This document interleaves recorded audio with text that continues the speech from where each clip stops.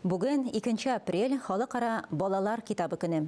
Шулың айдан бүген актуаль әңгәмә сахифасында кунакта Татарстан китап нәшриятының балалар һәм яшүсмерләр әдәбияты редакциясе мөдире Айсылу Галиева. Әңгәмәне Ания Гыйбадуллина алып бара.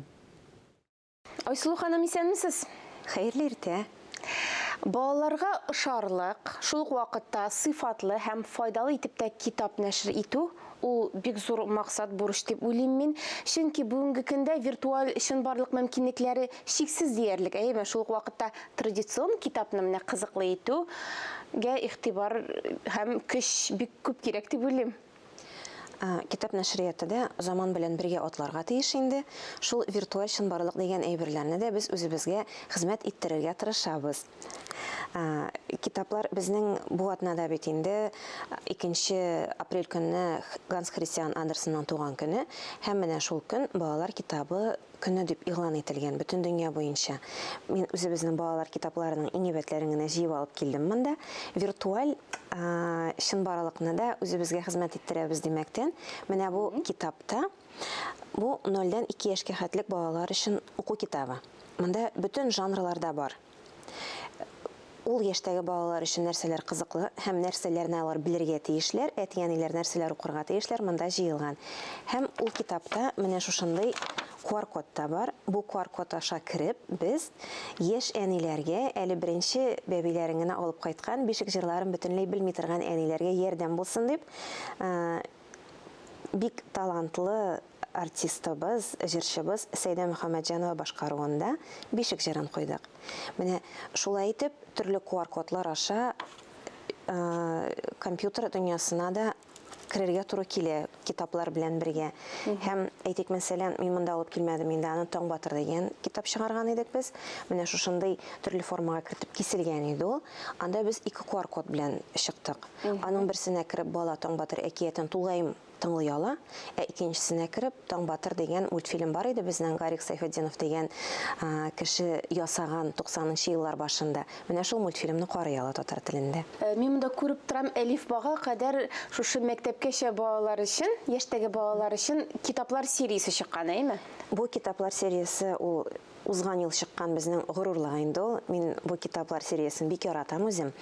Моны бик озак еллар балалар бакчаларында методист булып эшләгән, бик күп санлы хрестоматиялар һәм методик ярдәмлекләр авторы Кофия Вәли кызы Закирова эшләде. Төзүчесе ул. Менә шушындый кичкенә генә вак кына әйберләр. Бер кичтә бала араганчы укып бетерә торган, 2 минут эчендә, 2 минут ярым эчендә укып бетерә торган әйберләр. Монда инде безнең шигырьләр дә күбәя, рәсемнәр азая һәм текстларның озынлыгы арта бара. Монысы инде мәктәпкәчә яшькә әзерлек, мәктәпкә әзерлек группалары өчен һәм кичкенәрәк балалар өчен киселеп, төрле формаларга кертелеп ясалган. Монысы инде без 0+ дип бирәбез. Балаларга тотып карарга кызыграк булсын өчен. Бик күркәм. Уенчык форматында. Аннары мәктәп балалары өчен энциклопедия сериясе әйме бар? Мәктәп балалары өчен энциклопедиялар сериясе монда 10 китап иде. Мин аның 2-сен генә алып килдем. Бөҗәкләр, илләр һәм континентлар. Моны инде без башлангычлардан алып, алардан зуррак шулай ук үсмерләргә дә адреслыйбыз. Моны мәктәптә дә кулланырга була, үзеңнең кызыксынуларыңны да басарга була, буларны укып. Бик кызыклы, кайвакытта өлкәннәр, олылар да белми торган әйберләр бирелгән. Айсылу ханым, шулай да китапларны сайлаганда әти-әниләргә нинди киңәшләр бирер идегез сез? Әти-әниләргә Татарстан китап нәшриятында басылган менә бу серияне алсагыз ялгышмассыз дияр идем. Чөнки монда тикшерелгән һәм яшь үзенчәлекләренә туры китереп төзелгән әйберләр, әсәрләр бирелгән.